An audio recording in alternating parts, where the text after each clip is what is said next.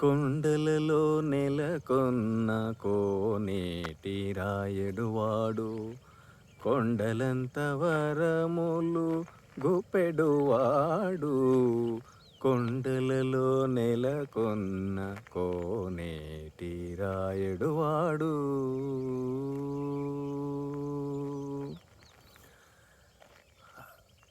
మనిషి జీవితము ఆకలి, నిద్ర,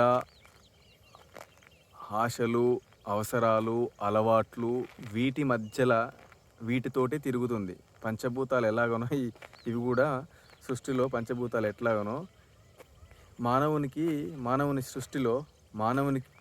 సృష్టిలో మానవుడికి సృష్టిలో ఇవి కూడా ఒక పంచభూతాలలాగా ఇవే మనం నాడిస్తూ ఉంటాయి. వీటి కోసమే మనం ప్రయాణిస్తూ ఉంటాము, పరిగెడుతూ ఉంటాము, ప్రయత్నిస్తూ ఉంటాము, తపిస్తూ ఉంటాము, జపిస్తూ ఉంటాము.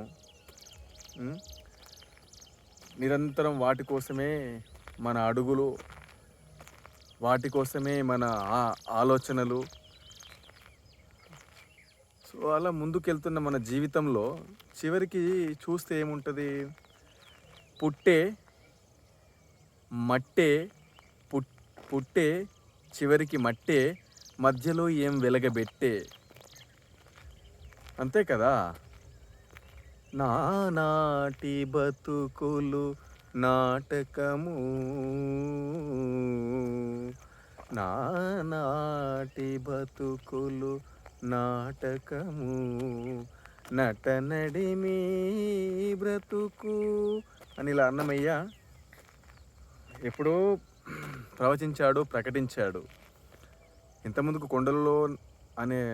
కొండలలో నెలకొన్న కోనేటి రాయుడు కూడా అన్నమయ్య రాసిందే.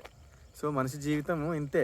ఆశలు, ఆకలి, నిద్ర, ఆశలు, అవసరాలు, అలవాట్లు వీటితోటే ముందుకెళ్తాం. వీటితోటే మట్టిలో కలుస్తాం. ఈ కొండలు బాగున్నాయి అనుకుంటా, చూడండి. ఓకేనా? Thank you all.